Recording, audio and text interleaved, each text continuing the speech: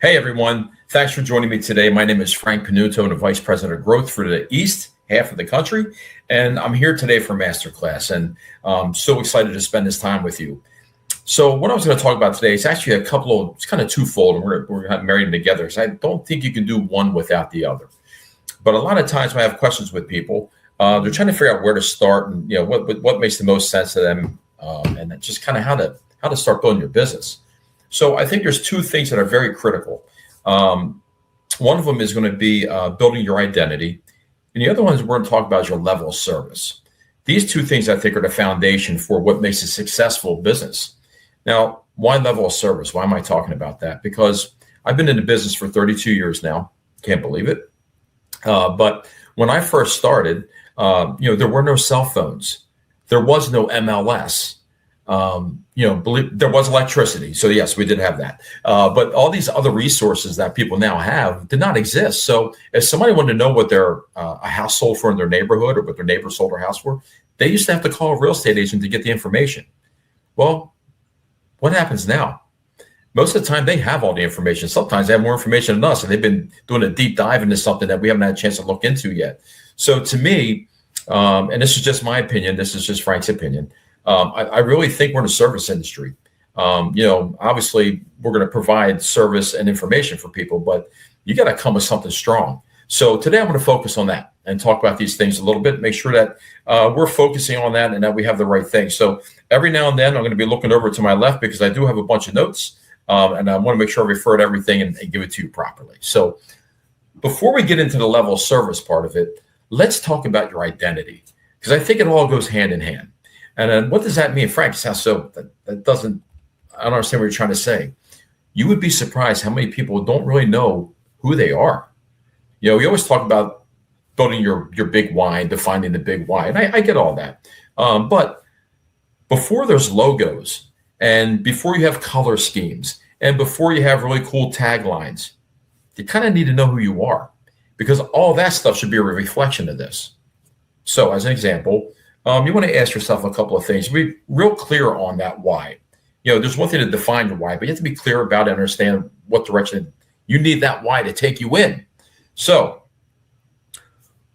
why do I do what I do? What problem do I solve better than most? Now we're starting to get into some value propositions, right? But you need to think about these things. And this, again, is your foundation. What do I not like the most about our industry? In other words, is there a problem out there that I think I can fix? Because that might differentiate me from somebody else as well. And also, what do people already come to me for? Like in my time, when I was in full-time production, I was always known as the guy with a guy. So, and this happens to this day still. All my past clients, people are always calling me, hey, do you have a guy for this? Do you have a guy for that? We know you're the guy with a guy. Who do you recommend for this? So, I know that. But what do people come to me for? And then how do I work that into my business? So that's one thing. The second part is just that. You got to define your audience. Who do you want to work with the most? Think about your sphere of influence and think about the people that you resonate most with. Because what I've always found is that people want to work with people that have like interests or, same common interests or same kind of personality type, same view of the world. Makes it a much easier relationship. So who I most want to work with? What do they care about?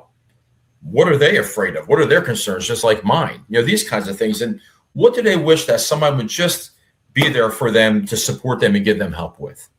So start thinking about these kinds of things. Now, the other thing we want to do is we want to start to identify what is your differentiator. In other words, why you? This is the same question I ask everybody when we're starting to get into real estate and they're thinking about this.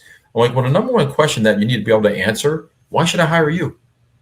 I'm talking to 2, 3, 4, 5 people. And listen, let's be honest. Most of the people in our sphere of influence and our friends and our family, they know a lot of real estate agents. It's usually not just one. It's usually more than that.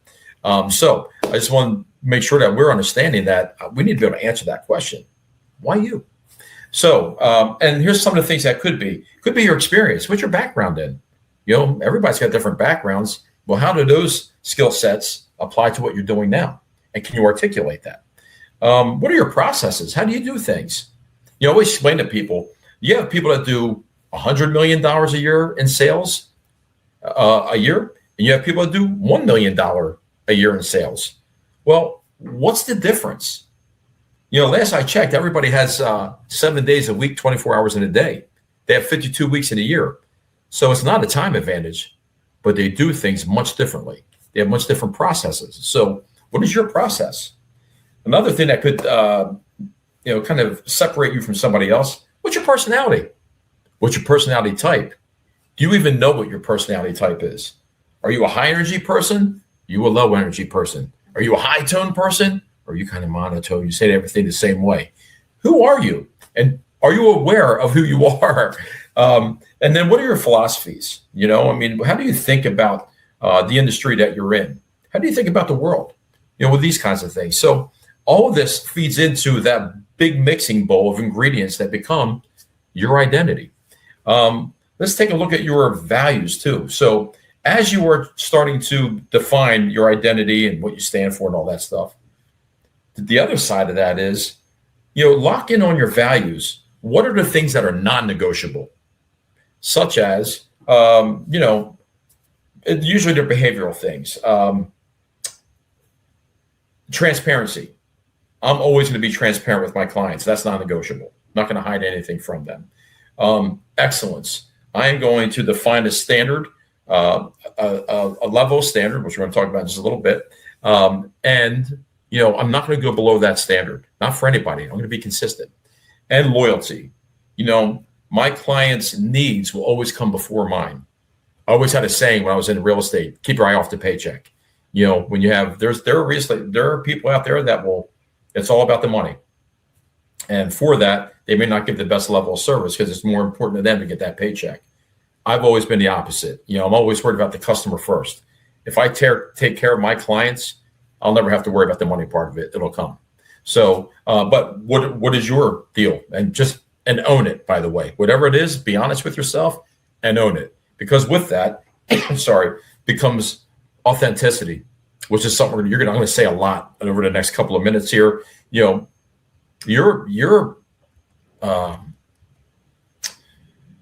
values, who you are, your identity has to be authentic. It shouldn't be something that's manufactured. And a lot of times you'll see that with people. You'll see them in the way they market, the way they talk to people, and you can tell, man, that's forced. That does not feel like their authentic self. People will be attracted to people they can trust, and they will be attracted to people they believe in. They are not attracted to people that they're not believing. So make sure that the authenticity of who you are comes out. And that's the whole purpose of this exercise right now. Another thing, which is kind of interesting, I think a lot of people kind of forget about and they overlook. How about your voice? Decide on how you're going to sound. Are you more formal or are you more conversational when you speak to people? Are you very bold? You just no filter, or are you very measured? Are you polished or are you raw? I am what I am, deal with it. Or I'm very polished. That's just how I've always been raised. These kinds of things, but whatever that is, and whatever it is that you are, just be consistent. Be consistent in your emails, be consistent in your social media, be consistent in when you're face-to-face with people, be consistent in your marketing, because that's the authentic you. That's the true you. That's your identity. So the last thing I would say when it comes to the identity part is, always make your messages simple. When you're positioning yourself, make your talking points repeatable. This way, it's always the same every time. And that's important also.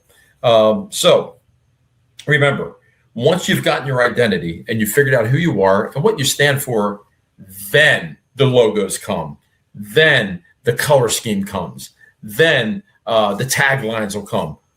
All of that stuff, the story, your strategy, all of that stuff will come once you define what your identity is.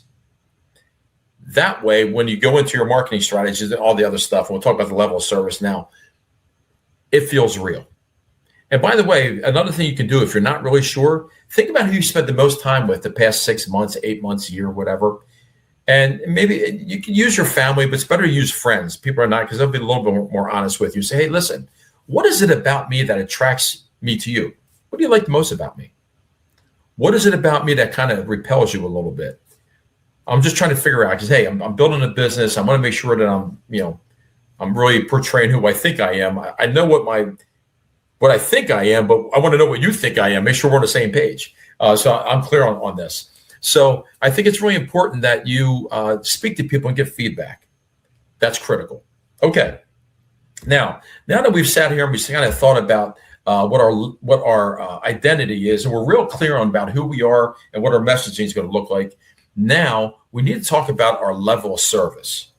Because to me, most critical part of real estate, this is, to me, is the biggest differentiator, is you versus the other person. Why? It's always level of service for me. So let's start with the outcomes, not the task. In other words, instead of listing, when you're on a presentation, a buyer listing, whatever it's going to be, instead of going through your whole list of the things that you do, why don't we focus on what the client gets first?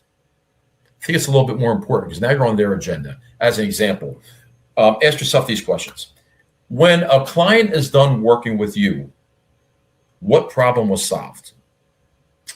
When a client was done working with you, did you make their life better? When a client was done working with you, what was the level of stress for them? These are the kind of questions I'd like to ask. And I'm very cognizant of these as I'm going through my level of service, because if I keep that in mind as the end result, then I know how to build my systems to address each one of those things that I'm talking about. So you got to be aware of these kinds of things. Now, let's talk about this. When we're talking about level of service, I think it's critical that when you're with your client that you're going to map out the whole journey from beginning to end. Hey, listen, from the first time we meet, this is what's going to happen. And setting expectations, right? This is what your day-to-day experience is going to be like. This is how I go about solving problems. This is my process for that. How about communication? Mr. and Mrs. Seller, buyer, client. How do you like to be communicated with most? What is your preferred level of communication? This is what I typically do, but it's not about me, it's about you. What do you prefer? And what time do you like to be? How frequently? Time being what time of the day are you most available? Do you like to have conversations? How frequently would you like to be spoken to or communicated with? Because a lot of times you may be as an example, I'm not a 24/7 guy, but I can tell you this, you will hear from me before the end of the business day, or you will hear from me within 24 hours of your question. That's setting an expectation. But theirs may be, hey, I need an answer within 30 minutes or I start to freak out. Or theirs may be, hey, just as long as you're getting back to me in 24, I'm good. Now you guys are on the same page. Because when you don't discuss these kinds of things, that's when there starts to be some bitterness or there could be some conflict between you and your client. And then what happens? Doesn't go the way they want. Your referral business goes out the tube with that person. So all this stuff is super important. Okay. Now, as you talk about that journey, and you're trying to do each step of the journey, think about this. Always look at it from the client's perspective, right? What did the client experience as they went through that journey? How fast did we respond? How proactive were we? Did I personalize it to them? So I always think one of the things I always strive for, and I always recommend to people, no matter how busy you are, no matter how many clients you're working with at that time, I always try to make it that they feel like they're the only client I have, right? And this isn't rocket science. You've heard this before. But man, my systems and my response time and how I go about things are built to make sure that they feel that way about that customer experience. So if you're focused on that, your systems will reflect that. If you're not focused on that, you could be all over the place and then it turns into a mess.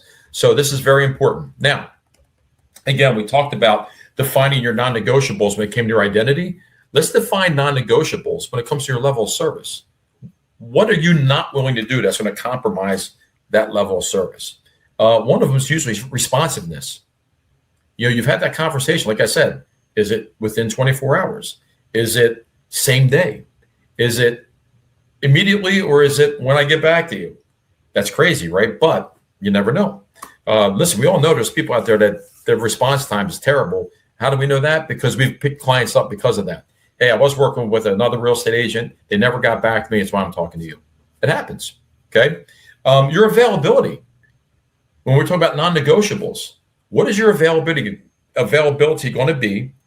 And did you define that? And did you articulate that to the client? It's funny. I've seen people, and everybody's different, by the way. There's no wrong or right. It's whatever you define it as. I've seen people, and I think you all have, that say, hey, my office hours are from here to here. I don't answer the phone after this time. You won't get me on nights and weekends. Okay. Hey, they're very busy people. So they've set that expectation for their clients. The client has accepted it, obviously. Okay. There's other people that say, hey, look, my availability is this. Again, it's whatever's works for you and works for your systems. Clarity. How well are things being explained and documented in paperwork? What are the systems that they know what's going on at all times during that whole process? And then consistency. Are you delivering that same caliber of service to every single client that you have? So when you build the systems, I think the biggest problem a lot of people have is they wait to get busy before they build these systems. And that's a problem. Now you're playing catch up. If you build the systems before you get busy, with the understanding you're going to be busy, then that makes this process a lot simpler. It also makes your relationship building with your clients a lot easier. So these are things that are going to be non-negotiable, right? You also want to decide on what are some of the things that you definitely won't do. Like, where do you draw the line? What is outside of the scope of your expertise that you're like, you know what, I'm not doing that because I don't want to make false promises. I don't want to pretend to be an expert in something I have no idea what I'm talking about, because it makes me look, my credibility goes down. So you also want to define, what am I great at? What's my lane? What is not my lane? But I would say this, have people that can answer for that lane. In the back, earlier we were talking about, and by the way, when you have behaviors that are outside of your lane and you're trying to do something that you can't do, it usually breaks your model, which is not a good thing. But we talked about, I was going to say something, I forget. Anyway, so just keep on moving, right? This is what happens when you're live. So anyway, be very specific about what you're doing, what you will do, what you're not willing to do, and make sure that you can define that. I don't know that you want different tier levels. A lot of people do that too. I've heard that from people where, I give people a certain level of service for this, certain level of service for that. I don't know. I mean, if that's what you're going to do, that's up to you. But again, be consistent about it. That's all I can tell you. I would say put everything in the plain language too. In other words, when it comes to your level of service, you should be able to articulate it.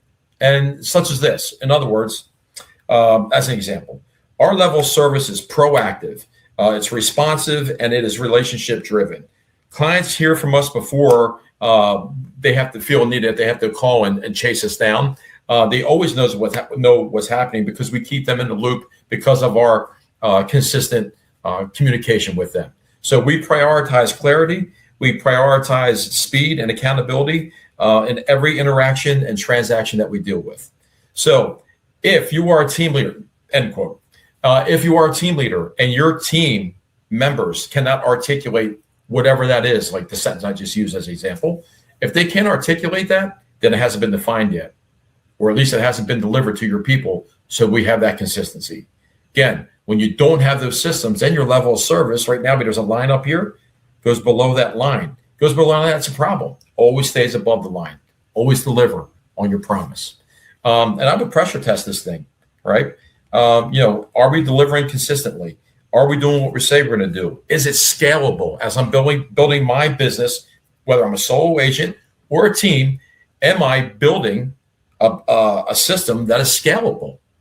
How do I know? After every transaction, I would send a letter out to everybody I dealt with, and hey, give me some feedback. Give me a score of 1 to 5 on these 3, 4, 5 categories. How did I do? Then you know what you need to work on, so that your level of service always improves and gets better. So that's really what I had today. I think there are a couple things. A lot of it when it comes to this stuff, guys, is I always felt there's always two kinds of real estate agents. There are proactive agents. There are reactive agents. Proactive agents, to me, they go to people, and when there's a problem, they already have a solution. You know what people's needs are. You found something that meets their needs.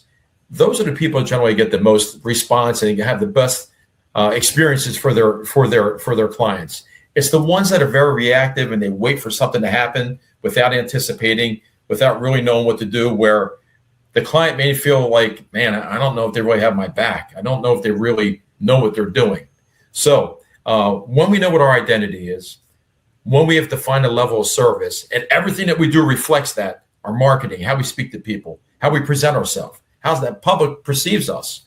When we're very clear on that stuff and what we do, that's the beginning recipe and foundation building blocks for a successful business. Thank you, everybody. Thanks for joining me today. Good luck out there.